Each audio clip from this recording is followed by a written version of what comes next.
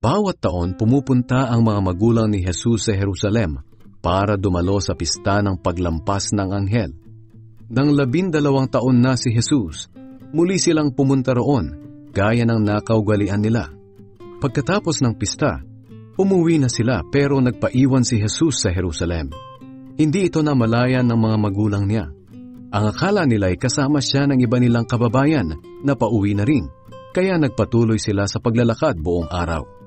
Bandang huli ay hinanap nila si Jesus sa kanilang mga kamag-anak at mga kaibigan.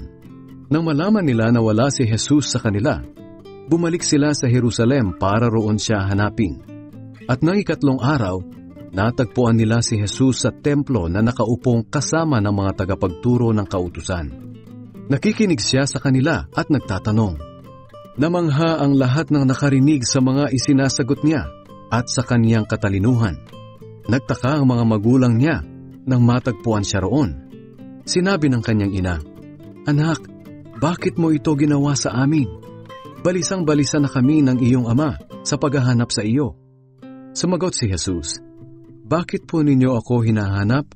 Hindi ba ninyo alam na dapat ay narito ako sa bahay ng aking ama?"